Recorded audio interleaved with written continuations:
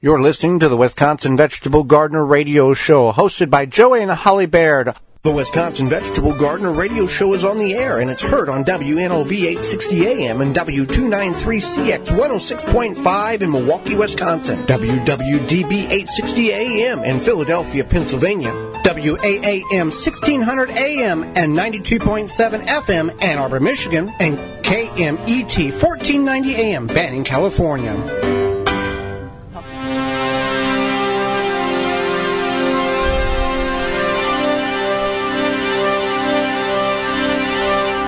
Coming up on the program today, we're going to talk about some interesting facts about the plant that is hemp, as well as the right way to store the produce that you're getting out of your garden and from the farmer's market.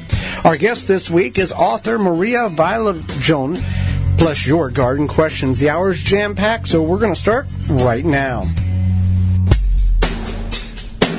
Welcome to the Wisconsin Vegetable Gardener Radio Show. So glad you've taken time out of your day to join us on the program, whether you're in Milwaukee, Philadelphia, Southeast Michigan, Banning, California, or around the country, around the world, listening via the simple radio app, the TuneIn app, or through the WisconsinVegetableGardener.com website under the radio tab, podcast replay, or in-studio video replay. Thank you for tuning in.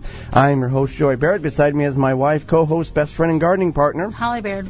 You can find all of our content at said website, the WisconsinVegetableGardener.com, where we can have contained over 1,400 garden videos, short and long format, in the garden, and every segment, full and short, of this radio show over the last 95 episodes. The executive sponsor of the Wisconsin Vegetable Gardener Radio Show is Power Planter. Planting conditions are always favorable with the Power Planter Earth Auger. No matter what the job is, Power Planter has the right size for you. Simply attach to a drill and let the Power Planter do the work for you. Create planting holes fast and efficiently with ease. No matter the soil type, it does the job effortlessly. Increase your root to soil contact. Leave the shovel and the spade in the shed. Hand welded and made in the USA, and we offer a lifetime warranty on product defects. Find the size that fits your project at powerplanter.com. You can certainly get a hold of us in a variety of different ways, and they all revolve around the IV Organics communication hotlines. IV Organics 3-1 Plant Guard naturally protects your plants against damaging sunburn, insects, and rodents, protects newly installed plants and trees, shields pruned and damaged surfaces, for use on your roses, fruit and nut trees, ornamental trees, and shrubs. This product is non-toxic, environmentally safe, and organic. For more information, visit ivorganics.com. You can send us an email through the IV Organics 3-1 Plant email inbox. That email address is twvgshow@gmail.com. You can also send us a text on the Instant Access IV Organics 3-1 Plant Guard Instant Access text hotline. Send your questions. Text us at 414-368-9311. Again, the text number is 414-368-9311. Well, before we get in the program, we do want to make a little announcement.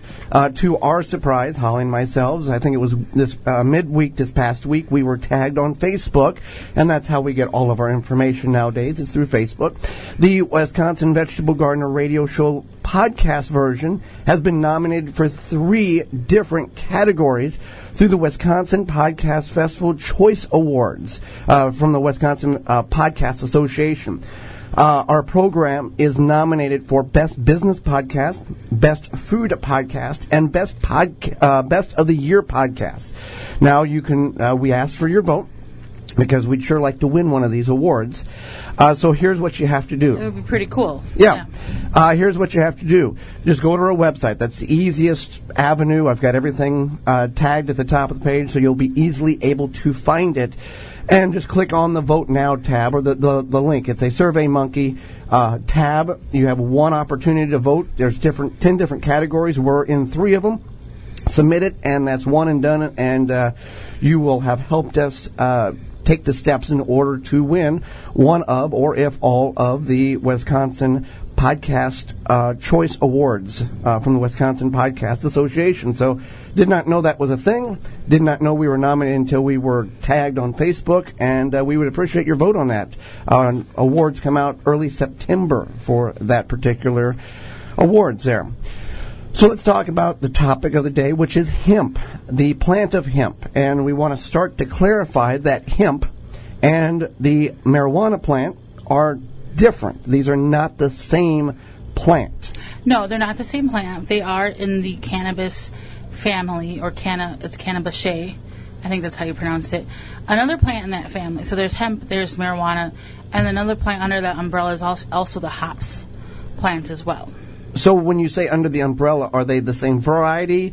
They're the same family, but is it like having 3 tomato plants, but they're all different? Red tomato, a purple tomato. It's kind of like maple trees. Okay. So like there's silver maple, there's sugar maple, I think there's Japanese maple.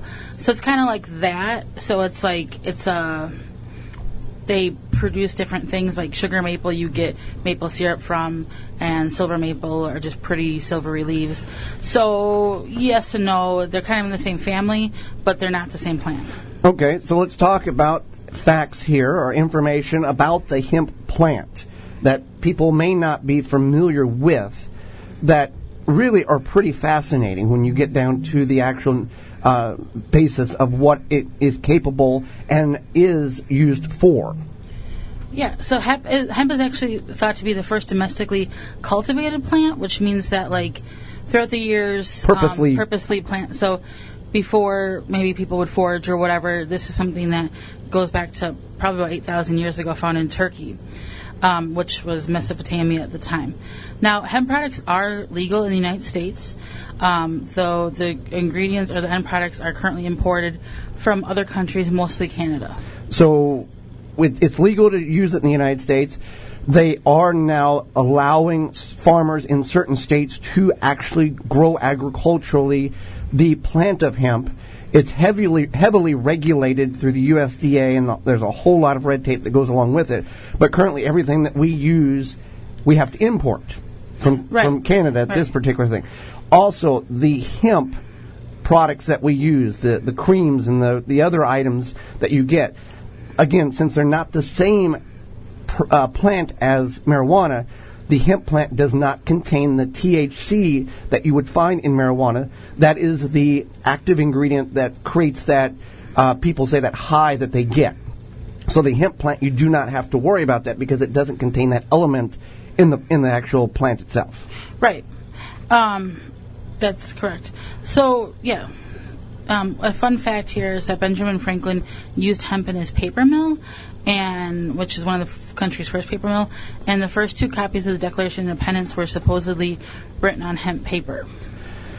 So marijuana plants cannot be hidden among hemp plants. If somebody was, because on the farm growing up, back in southern Illinois, where I'm from, you would hear stories that, in the middle of a cornfield, a farmer would be harvesting crops in the fall, and they would find like a pot of marijuana.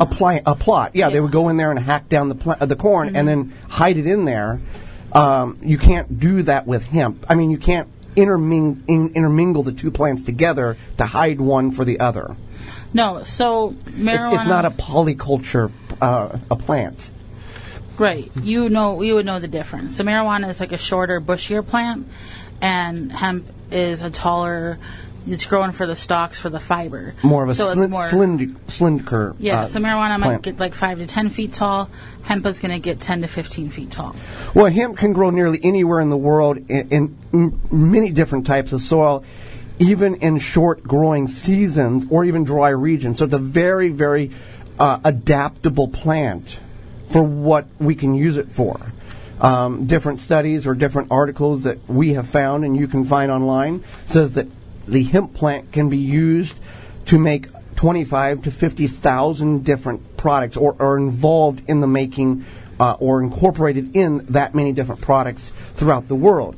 Now, it's much more used in other countries in the making of certain products than the United States. The United States is far behind in the manufacturing uses of hemp. So the cool thing about hemp is that you can grow it in not, like, it doesn't have to be grown in the best soil.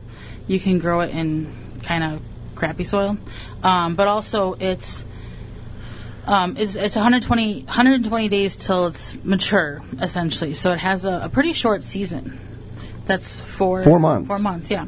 And it can be harvested. And hemp can be used, as you talked about, into paper. So let's take this little scenario. You have an acre of ground. You plant hemp. It takes 120 days to reach maturity. You can harvest it and make paper out of it. Or you can grow an acre of trees, wait 20 years, harvest it, and make paper out of it. Right. Also, hemp it doesn't need pesticides to grow. So, like, it's kind of resistant to a lot of bugs. Naturally. And rodents, yep. So it's not something that requires those pesticides. And now, the theory or the conspiracy theory of why we don't have a lot of paper in the United States that is manufactured from hemp is because there's major paper companies that have been fighting that legislation for a number of years to prevent that from happening because, as I just illustrated, the quickness that the hemp will grow can put some of these companies out of business, the paper companies, because, hey, instead of using trees, we can use this plant as the manufacturing basis of paper, and you no longer have a company because we don't need your trees. Right, and also the people who work for the companies, it's paper mills, yep. Deep pockets, legislation. Those are in respect to the fact that there's a ton of paper mills in Wisconsin. Right. We have to respect the fact that people do have jobs and things. Right, I understand that. And so, hemp from an environmental standpoint, I'm speaking of the quickness of the return on investment, the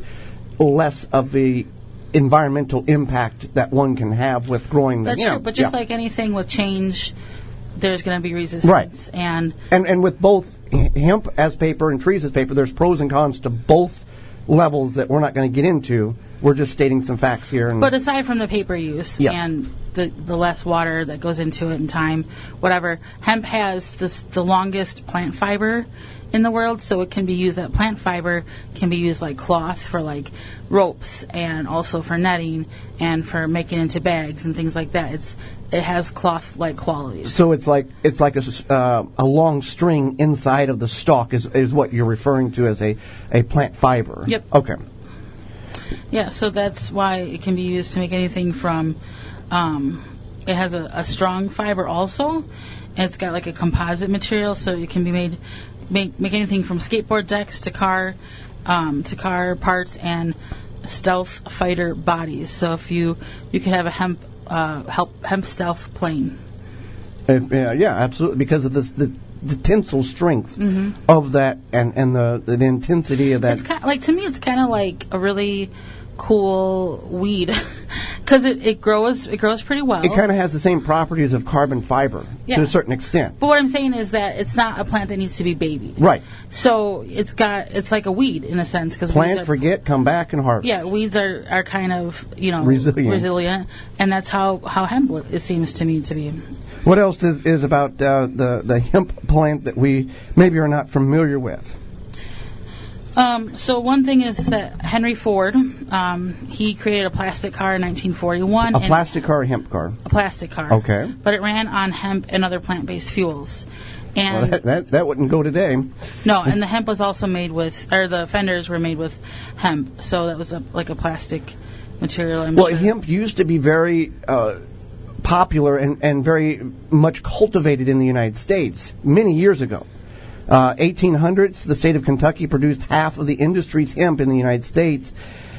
So, regulations and restrictions started to be implemented on the production of hemp in the United States in the 20th century. So here's another fun fact: is that so we all know about the Victory Gardens, or most of us know about the Victory Gardens. During World War II, people were encouraged to grow their own food. There was a movement called Hemp for Victory, encouraging farmers to grow hemp for their country because of its multiple uses. And at one point during the war, there was over 100,000 acres of hemp growing in the U.S. There you go. But after World War II ended, then they got rid of those permits. Oh, okay. Yeah. Well, there are some interesting facts that you may not know about hemp, the plant. So it is making a comeback in certain parts of the United States, and we may see it in the use of products again on a much larger scale. Well, when we come back, the topic of the right way to store our produce. There's many different ways in which we can store our produce. There's some wrong ways to store produce, and we're going to go over the right ways, whether you're getting it from the farmer's market or you're getting it from your garden or even an organic grocery store. Do not go anywhere. You're listening to the Wisconsin Vegetable Gardener Radio Show.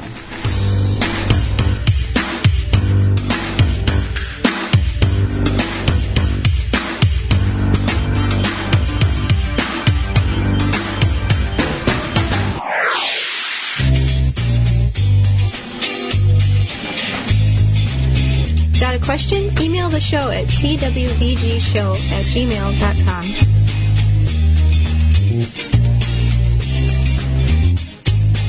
Take the pain out of planting with the Pro Plugger 5-in-1 planting tool. Step, twist, pull, and you're ready to plant. Dig perfect size planting holes. Soil gets stored in the tube and empties from the top. Helpful for weeding. ProPlugger.com. Do you have a problem with deer or small herbivores eating your vegetation? There is a natural solution that is safe for your pets and family. Bobex is the answer. An environmentally friendly solution to protect your plants, will not wash off, and is guaranteed. Bobex Deer was independently tested against 9 known competitors and rated 93% effective, second only to a physical barrier. Bobex can be used on all types of ornamentals, trees, and shrubs. Ask for it by name at your local independent garden center. Find out more, visit Bobex.com. BOBBEX.com.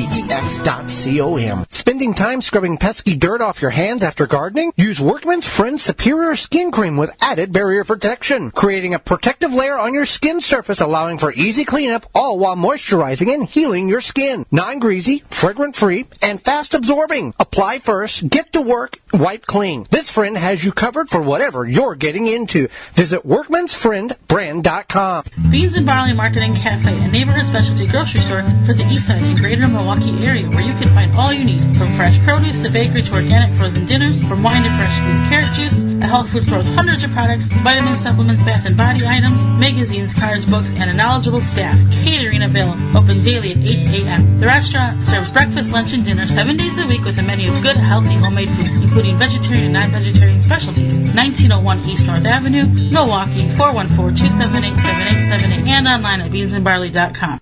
Divide and get more. This garden tip is sponsored by BioSafe. Organic solutions that are effective. They offer an array of eco-friendly products, from plant food to fertilizer to one-of-a-kind herbicides, organic weed killer. Grow stronger, healthier with BioSafe. Visit biosafe.net to learn more and save 10% on your next order by using coupon code TWVG at checkout. Late summer or early autumn is the best time to divide and transplant your spring blooming perennials. The most common divided perennials are irises, peonies, hostas, and daylilies. Shield and Seal vacuum sealers and the highest quality vacuum sealing products, unique black and clear and all black bags, protecting your produce and product better than traditional bags. Find out more at shieldandseal.com. Do you want fresh produce delivered right to your neighborhood? Check out Tree Ripe Citrus Company. Find out where to pick up quality produce at tree-ripe.com. They have beautiful, tasty peaches and juicy, sweet blueberries. If you're tired of the non-taste peaches and the bad blueberries from your local grocer, Tree Ripe has what you need. They come right to a stop in your neighborhood, fresh off the truck, right from the source. To find locations and schedules, visit tree-ripe.com. They're in Iowa, Michigan, Minnesota, Illinois, and right here in Wisconsin. Tree-ripe.com is your go-to place for the freshest produce around. When it comes to bulk landscaping materials, Blue Mills Garden and Landscape Center is where everyone goes. Whatever the project, we have the materials you need with over 40 varieties to choose from. Soils, mulches, gravels, decorative stones, fresh cut sod. Blue Mills has these products in stock and ready for easy pickup or fast delivery. So what are you waiting for? Now is the time to get your yard back into shape. Stop in and pick these materials up or call us for delivery today. Nobody does bulk landscaping materials better than Blue Mills Garden and Landscape Center. Blue Mills, 4930 West Loomis Road, 414-282-4220. The Wisconsin Vegetable Gardener Radio Show is brought to you by the following: Ivy Organics, Power Planter, Root Assassin, Beans and Barley, BioSafe, Bobex, Pomona Universal Pectin, Pro Plugger, Standard Process, Tomato Snaps. Find all sponsors at the WisconsinVegetableGardener.com and thank them for their support. Now back to the Wisconsin Vegetable Garden Radio Show with your hosts, Joey and Holly Baird. Dr. Earth is committed to clean and healthy gardening through creating cutting-edge, natural, and organic-friendly products. Based on research and innovation, after 28 years, they are the leader in organic lawn and garden industry. They do not use ingredients such as biosolids or composted household waste or synthetic chemicals. Instead, they have manure-free fertilizers, organic soils, insect control, and liquid fertilizers.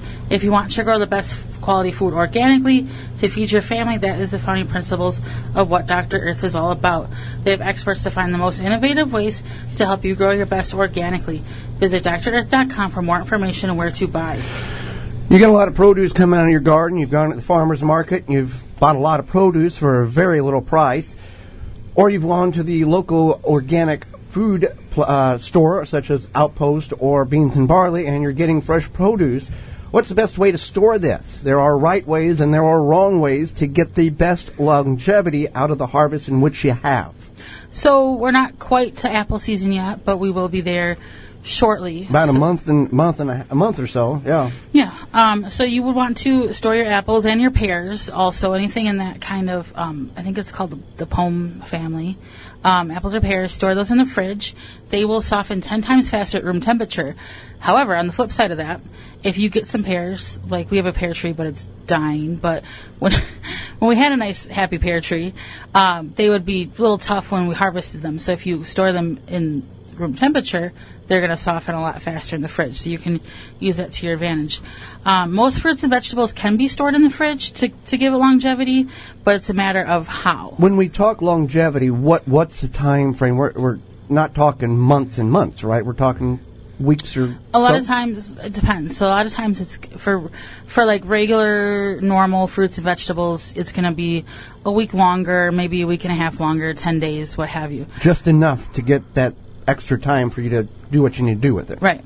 However, something like root crops, if you keep them if you harvest your root crops, you keep the soil on them, you don't rinse them off, not including potatoes and not including onions or garlic or anything like that. So I'm talking about like beets, carrots, parsnips, rutabagas, turnips, all of those types of root crops.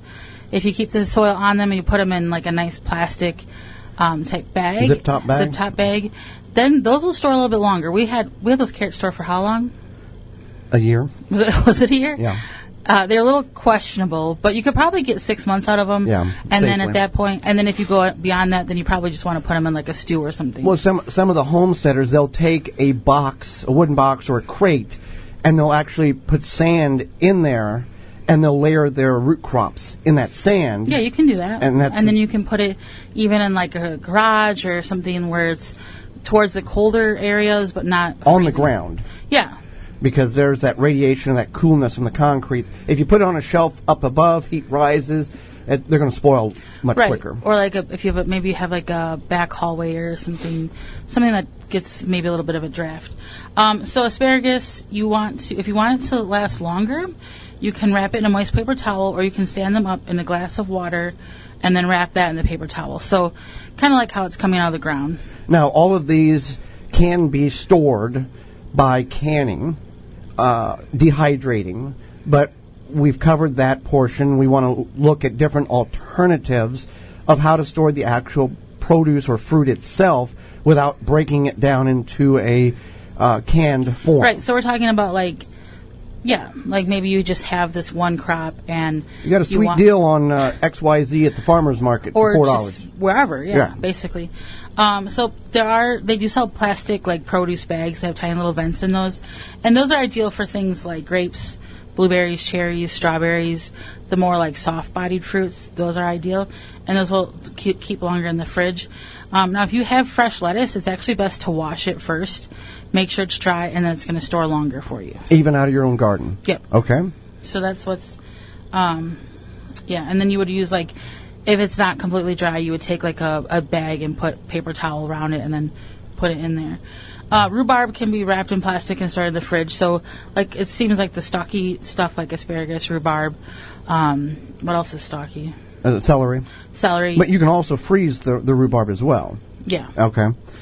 Mm-hmm. But so those are all fridge items. And if you're doing a lot of these, because we're as guilty as the next person, we put something in the fridge, and then 3 weeks to 3 months later, we find that item and try to have to identify what archived item was this, because it is no longer what it once was, because it's gotten shoved to the back and changed colors and sometimes slimy. Mm-hmm. So we have to get rid of it. So It happens to all of us, so keep in mind what you're putting in there, and try not, if you're going to go this route, we want to buy what we can consume in a reasonable amount of time. Just because you can get 60 pounds of apples for 50 cents a pound doesn't mean you have to buy them if you're not going to use them for an extended period of time. Right, because sometimes you think you're saving money, but maybe you're actually throwing it away. Yeah. So bananas, tomatoes, potatoes, lemons, and limes, and other citrus fruits should be stored in a cool, dry place. So you want to keep that in mind. You don't want to put it directly on your kitchen table. If your kitchen table gets sun all day long, you want it to be like a cooler, dry place. A lot of times people will store this like underneath their cupboard on their counter because it's kind of dark and cool there. So yeah, that's one thing to keep in mind. Mushrooms, they're typically not stored in the fridge, but they can be stored in the fridge, and then you don't clean them until you're ready to use them. Right. We see them in the refrigerated aisle, like in the canisters at the store, and sometimes you can get them, like you pick what you want. In two different styles of storage at the grocery store, but they turn those over pretty quick. And then potatoes, same thing. You do not want to put your potatoes in the fridge. It changes the molecular structure of it. And then if you store them in the fridge, it actually increases the carbohydrates. It increases the sugars in the potatoes, so you want to keep those out of the fridge. Alters the taste. It can alter the taste too, yeah. So in that case, you want to find a ventilated area that's in a cooler place with plenty, the ventilation. Let's talk about tomatoes here. We're getting a lot of tomatoes. Some people are getting a lot of tomatoes. What's the best way to store tomatoes to get them the longest longevity out of them? So you can store. You shouldn't put them in the fridge, but if you do put them in the fridge, you want to put them in like a zip top bag. Okay. Otherwise, if you are like, I'm going to can these tomatoes and I'm keeping them until I have enough, what you would do is you put those in a freezer bag, put them in the freezer, and then when you're ready to can, you would pull them out, let them thaw, and actually then they peel pretty good after that point. You don't have to blanch them if you're just going to freeze them for canning later. You just put them directly in the bag. And we've done that. It's worked very well to gather up enough for what you need for. So things like mangoes, plums, peaches can be ripened at room temperature, and then they can be put in the refrigerator for longer storage. Yeah, we here in the upper Midwest, I don't know if it's the same across the country, grocery stores have had an abundance of mangoes for a very, very low price. So that's one way to store it that way. Another fun thing I learned learned recently is the pineapple, if you store it, you're supposed to store it upside down. And what happens is because of how it ripens from the bottom to the top, and that way it kind of makes the sweetness better throughout. So do we take the green stalk portion or the head piece off and flip it upside down? We can leave that on and just set it upside down. You gotta make yourself a pineapple hanger. Okay. You don't have to do that, but you don't want to cut the top off completely because that will expose the fruit itself. Mm-hmm. Okay. Yeah, but if you have to cut part of it off, or maybe if you have like we have wiry shelves in our fridge, maybe you can like jam it in there or something. And it's the same thing with this produce. If you're harvesting it, you want to leave a little chunk of the stalk on because, for example, if you take a cucumber and just pull it from the vine, you've opened up that top portion that the vegetable is exposed to the air. You want to leave a little stem to encapsulate that top. Right. Yeah. Same thing with pumpkins or melons or whatever the case is. That's a good fact to know. If you like, I like pineapple, and I would prefer it to be the sweetest. So that's good to know. You flip it over before you're ready to eat it. Well, Holly, we've got some guests that are in our garden now. It's summertime, midsummer, and we're being invaded with those nasty Japanese beetles, and they're wreaking havoc on our vegetation.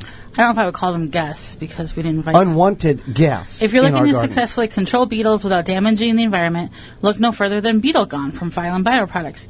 Derived from a naturally occurring bacteria, Beetle Gone is the only organic solution that successfully controls beetle invaders. Just mix the powder and with water and spray it on your plants. Once ingested, the targeted pests will stop feeding and die. And since it's an organic BT product, you know it's a great choice to use on your fruits and veggies in addition to your ornamental flowers and trees. Not only does Beetle Gone work, but the best thing about this product is that it is safe to use around your beneficials such as ladybugs and butterflies and bees. And it has no issue with water toxicity. Beetle Gone from PhylumBioproducts.com. That's PhylumBioproduct.com, PhylumBioproducts.com. And for a limited time, get $10 off your purchase using coupon code 10OFF, TENOFF. When we come back, do not go anywhere. Guest and author Marie Viljoen will be with us from the New York area. You can always find more out about the Wisconsin Vegetable Gardener at our website, thewisconsinvegetablegardener.com, where you can find all of our informational-based videos as well as contact information. Do not go anywhere. You're listening to the Wisconsin Vegetable Gardener radio show.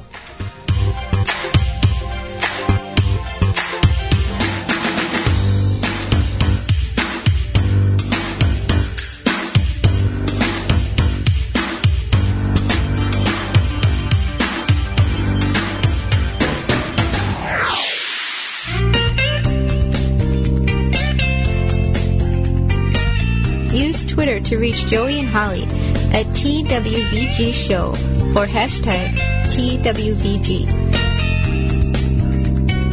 Power Planter is a family-owned earth auger manufacturer.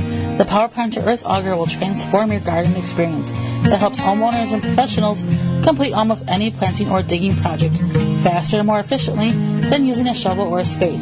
Power Planter Earth Auger creates loose dirt when drilling holes, giving your plants better root-to-soil contact to help reduce plant loss for healthier, more beautiful trees, shrubs, flowers, vegetables, and grass. All of our augers are hand-welded and made in the USA, lifetime warranty. Find the size that fits your project at powerplanter.com. The Handy Safety Knife is a patented high-quality knife that's worn like a ring, so it's always conveniently at hand and very easy and efficient to work with. That's why you'll find the Handy Safety Knife at work in a wide range of industries and applications. Learn more at handysafetyknife.com. Use coupon code WVG to get 10% off and free shipping, one-time use only at handysafetyknife.com.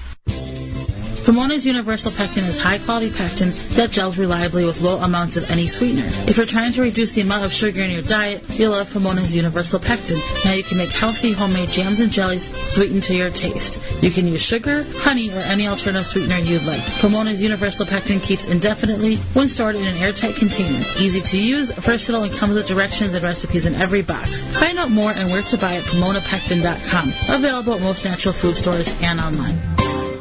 Do you seek safe, effective nutrition solutions to boost your health and quality of life?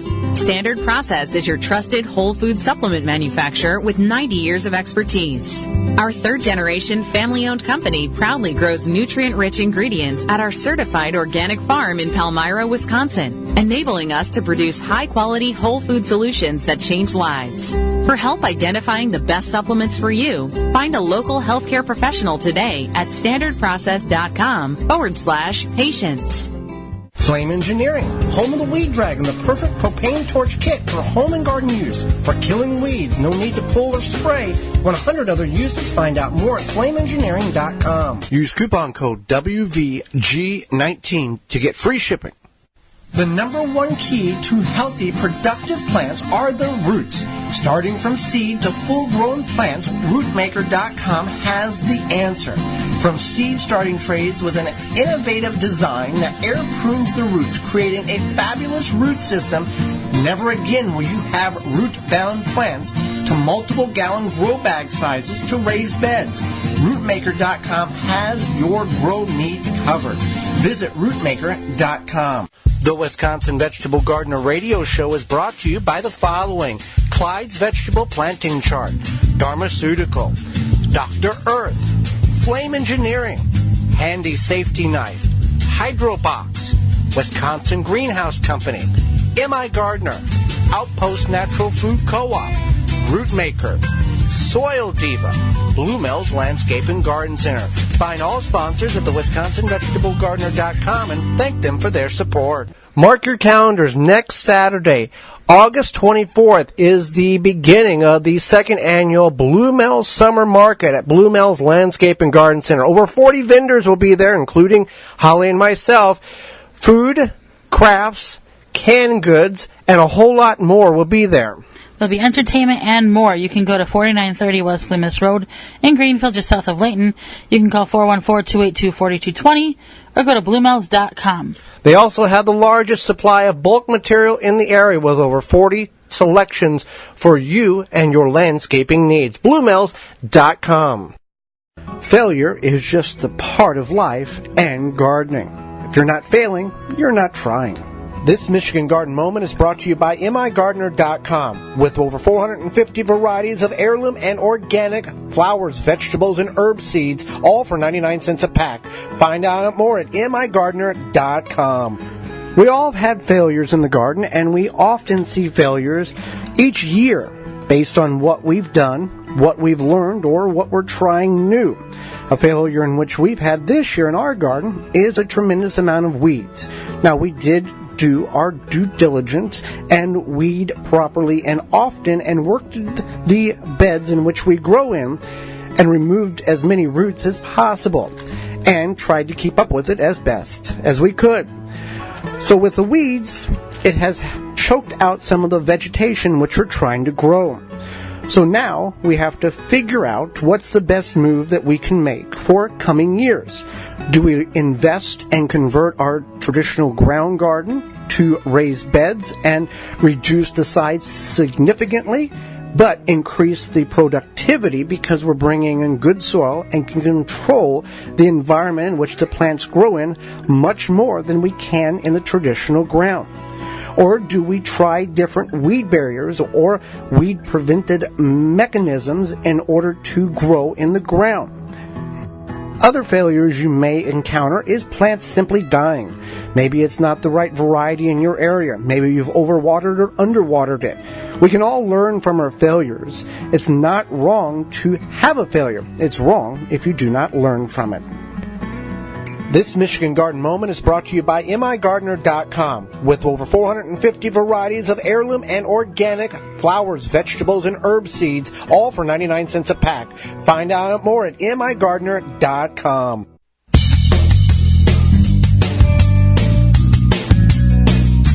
It's Doug Oster from Everybody Gardens in Pittsburgh, Pennsylvania, and you're listening to the Wisconsin Vegetable Gardener Radio Show, and all your dreams will come true.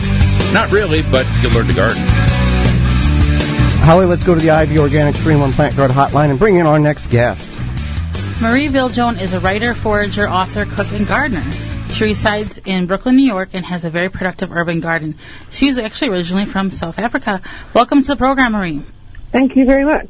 Well, thank you for taking time out of your day to join not only Holly and myself, but all of our listeners and enlighten us with a little more of your wisdom.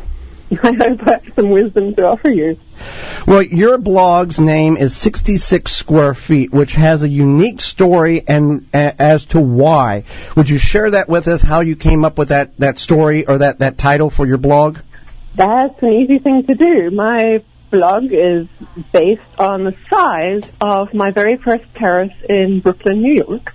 And its footprint was exactly 66 square feet large and small. And when I was starting to write a blog, I had no idea what to call it. So I thought, it's going to be about gardening. It's going to be about small spaces. Let me just name it for the size of my little terrace. Well, that's definitely a fun story.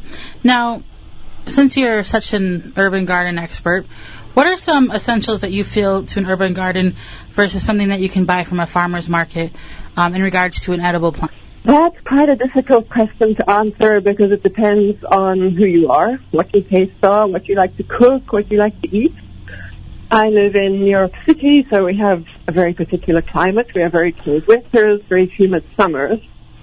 What I like to grow that's a little unusual is subtropical plants that are edible, and they go outside in the summertime, but they have to overwinter indoors. So one of them is a Thai lime.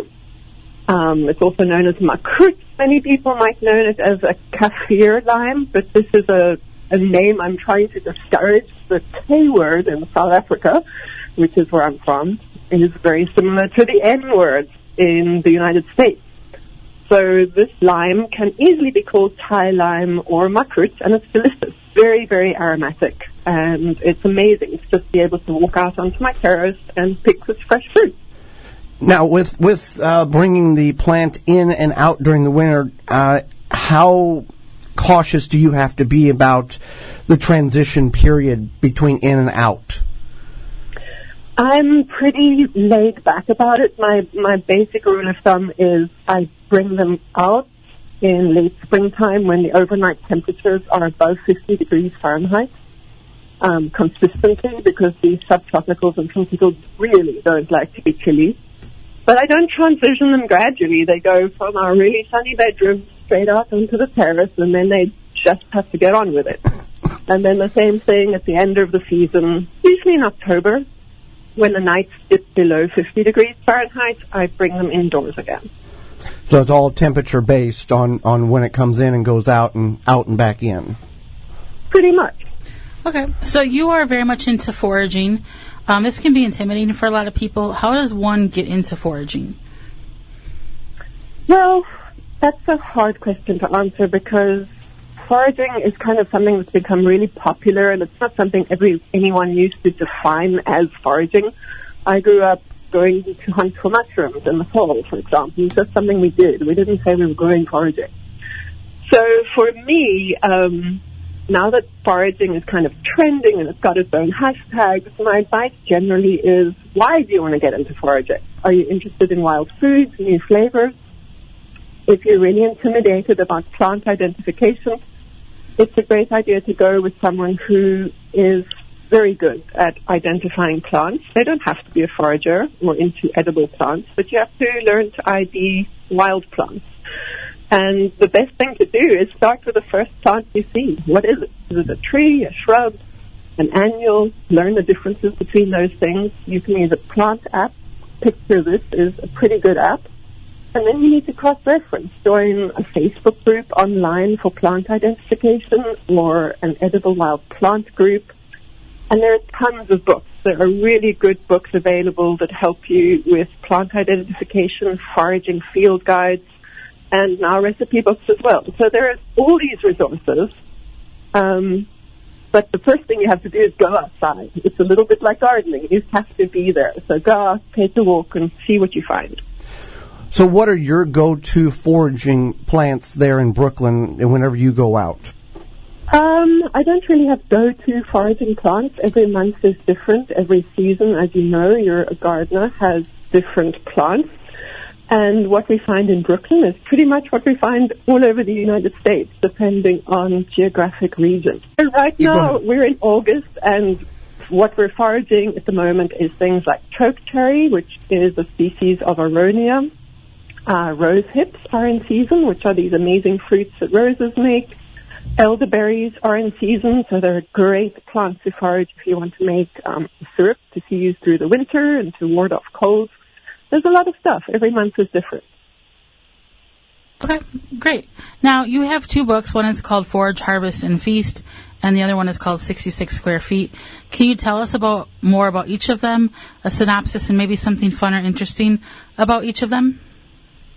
Sure. Forage, Harvest, Feast, a wild-inspired cuisine, is my cookbook, which is totally dedicated to wild plants. It's a very detailed book about 36 of my favorite wild plants, and they range from edible weeds like dandelions and lamb's quarters to indigenous fruits like black cherry, wild black cherry, and pawpaw.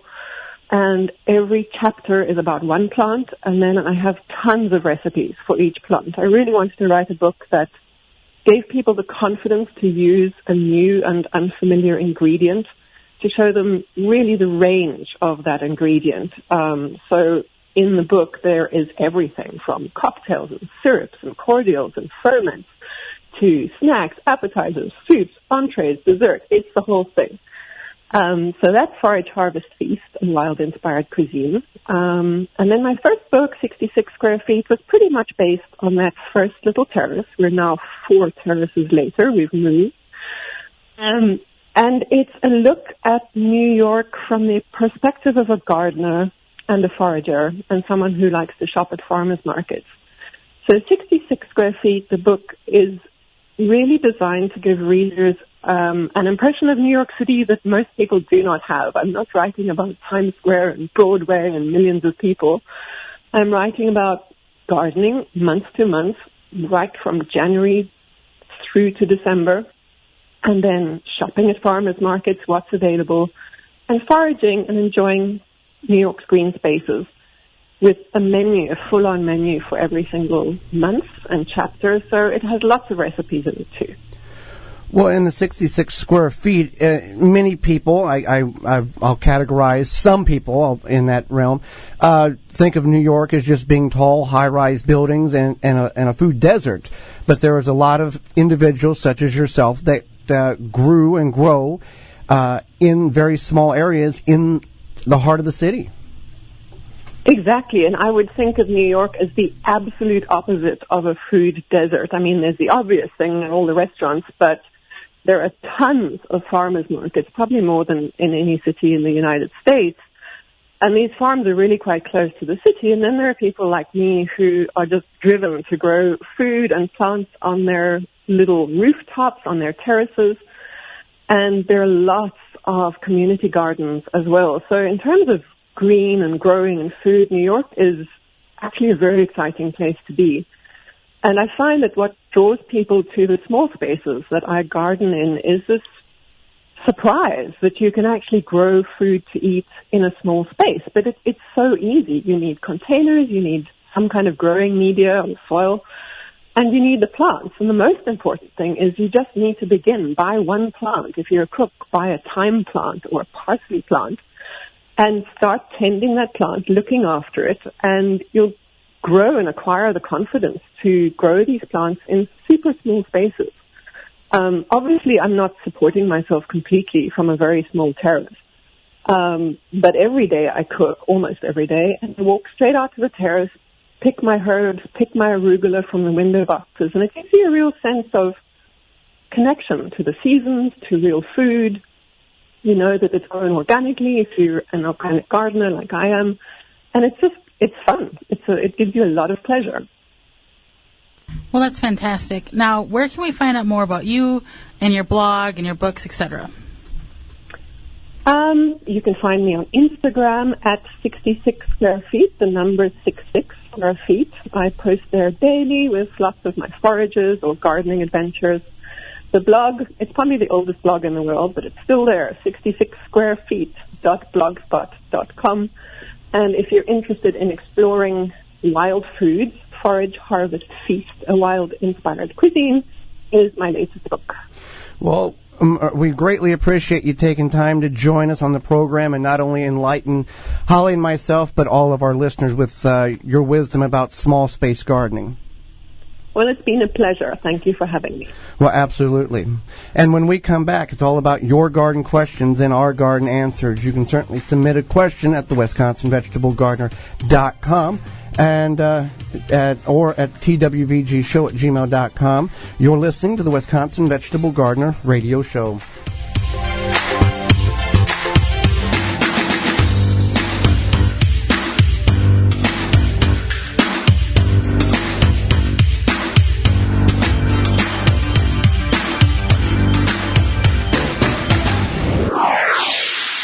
Send your questions in now to the IV Organics 3-in-1 Plant Garden Instant Access Text Hotline at 414-368-9311.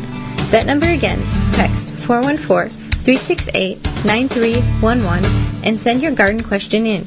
The Norwalk juicer is the best cold-pressed juicer on the market. Studies have shown the Norwalk juicer produces 50 to 100% more juice than other juicers. And juice from the Norwalk is higher in minerals and nutritionally superior. Not only do you get more juice from your produce, but also better quality juice. Check it out at NorwalkJuicers.com. Use coupon code GardenTalk to get free continental U.S. shipping on the Model 290 juicer. Root Assassin, a garden tool that does all the root functions with its advanced shovel that has serrated edges on both sides. Find out more information at RootAssassinShovel.com. Never question your garden soil again. Know what's in your soil with confidence. Professional grade soil test for the home gardener. My Soil Savvy has the easiest soil test on the market. Ship it to them, get your report, emailed with nutrients recommendation, and grow happy, healthy plants. MySoilSavvy.com. Use coupon code TWVG19 and save 10% at checkout. Garden seeds do not have to cost a fortune, just 99 cents at migardener.com. Now with over 450 varieties of non-GMO, heirloom, and organic flower, vegetable, and herb seeds available year-round. Pay less and get more seeds. Shipping as low as $2.50. That just makes sense. Go to migardener.com for seeds and garden needs, tools, and special blend fertilizers. migardener.com. It's that simple. Family owned and operated. Here at Outpost Natural Foods, it's not just that we're community-owned that sets us apart. It's the fabulous foods we sell. We celebrate Earth Day every day by offering our customers the finest natural and organic food selections in Greater Milwaukee. Outpost local farmers and vendors provide our stores with a delicious selection of fresh seasonal produce that you won't want to miss. Outpost stores are located in Milwaukee, Wauwatosa, Bayview, and Mequon. We're a real Milwaukee original where anyone can shop and anyone can join. For the whole scoop about Outpost, we invite you to visit www.outpost.coop. Pharmaceuticals essential oils are high grade, very pure, and high in quality. They have synergized blends made with the finest raw materials. For more information and to order, visit Pharmaceuticals.com.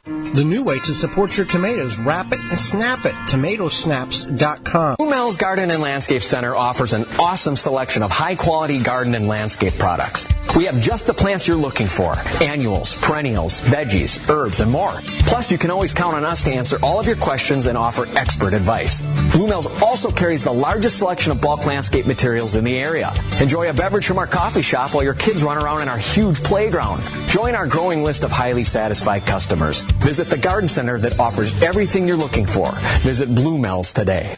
Blue Mel's 4930 West Loomis Road, 414-282-4220. The Wisconsin Vegetable Gardener Radio Show is brought to you by the following: Eco Garden Systems, Row Maker, Shield and Seal, World's Coolest Rain Gauge, Big Fats Hot Sauce, Chapin International, Drip Garden, Norwalk Juicers, Nunu Healing Ointment, Phylum Bioproducts, Soil Savvy, Tree Ripe. Find all sponsors at the WisconsinVegetableGardener.com and thank them for their support. Now back to the Wisconsin Vegetable Garden Radio Show with your hosts, Joey and Holly Baird. Ivy Organics 3-1 Plant Guard naturally protects plants against damaging sunburn, insects, and rodents, protects newly installed plants and trees, shields pruned and damaged surfaces, protects your roses, fruit, nut, and ornamental trees, and shrubs. This product is non-toxic, environmentally safe, and organic. For more information, visit ivorganics.com. You can send us an email through the Ivy Organics 3-1 Plant email inbox. The address is twvgshow@gmail.com. You can also send us a text on the Instant Access Ivy Organics 3-1 Plant Guard Instant Access text hotline. Send your questions to text us at 414-368-9311. Again, that number is 414-368-9311. Had a question come in last week from Dan, first-time listener. We appreciate that. He had a question in regards to the inoculation of his elm trees because of ash trees because of the emerald ash borer. Emerald ash borer, thank you. And he wanted to know, is the leaves safe to use on his garden this fall? Right. So that, just for a quick review, ash trees are being taken over by an invasive species called the emerald ash borer. It can eradicate an ash tree. You can inoculate your tree if you feel like if you catch it fast enough and you feel like it's been hit with the emerald ash borer. It depends on what your tree has been treated with. There is a product called azadirachtin, which is also known in the popular term as triazin, and it's an OMRI listed and it's safe. So if it's an OMRI listed product like triazin, then you could use your leaves. Yes, that's not a problem. However, if it's something that's not OMRI listed, it's not safe to use those leaves. And that would include this one called imidacloprid. I don't know how to say imidacloprid. Right, so that's not safe. So if you pay somebody or if you do it yourself, if it's OMRI listed, if it says organic, organic certified, some sort of certification of organic. It's going to be safe. If it's not, then it's not. And if you had an arborist come do it, get a hold of them and ask them what was the product in which they used. We had a comment come on Twitter last week from Nest with a Yard from North Carolina. Said, I started listening to the Wisconsin Vegetable Gardener radio show. It's a lot of fun and full of useful gardening tips.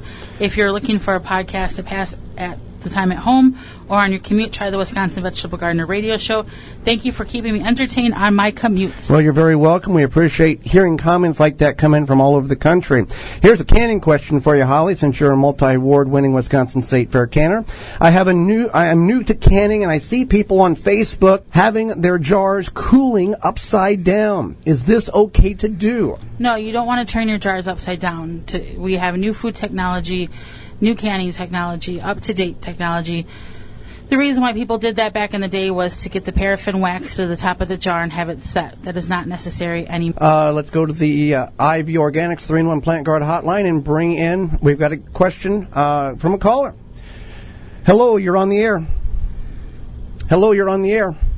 Yes, I have a question for you. Yes, go ahead. I have some creeping, my daughter told me the name of it, but it's creeping something. Creeping Charlie. Yeah, Charlie. What can I do for that? Well, Creeping Charlie is part of the mint family, and part of the mint family, mint's very invasive, and in our large garden, the front yard is overtaken with Creeping Charlie because it roots and then it's like a web of roots. Web of roots under the soil. So there are a couple of options. One, there's a chemical option. You can use a glyphosate weed killer. That will kill the whole plant. Like Roundup. That will kill the whole plant. Also can toxify the soil. You can also solarize the area if you can catch it before it spreads too much. Solarization is a means of taking clear plastic or black plastic, covering the area, sealing it down with rocks, stones, logs, and leaving it there for 6-8 months and letting the soil basically bake from the sun. That solarization under the plastic, and then that should kill all the roots, follicles, and the plants. Any other options in which we have? That's it. I mean, otherwise you just have to kind of embrace it. Unfortunately, it's very invasive, it spreads fast, and that's pretty much your options. Yeah, chemical application or solarization of the you can try to remove it, but you're not going to get all the roots out of it. And the problem with trying to weed is that you're going to leave certain roots in there, and the roots can start growing from a very, very small division of chunks. So don't have a lot of good news for you, but those are the options in which you can try to utilize the problem in your home or on your property. Well, thank you so much for that. I'm sorry I called so late. No, you're fine. I woke up and heard you talking, and oh my God. But I can't remember all of that, but I hope somebody else heard it that I know, so they wrote it down for me. All right. For sure. Thank you very much. Called Creeping Charlie. Yes. Okay, where can is there a book or something I can get that has that information in it?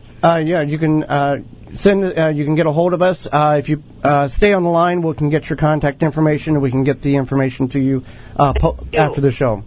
Thank you so much. I do appreciate that. Absolutely. You can also always send us a question via email at twvgshow@gmail.com. How many bush beans can I plant in a 5-gallon bucket? Well, a 5-gallon bucket is a good representation of the square foot garden method, which is a method in which you can plant many different crops per square foot. For beans, bush beans, you can do 9 per square foot, and a 5-gallon bucket is a good representation. It's not quite a square foot.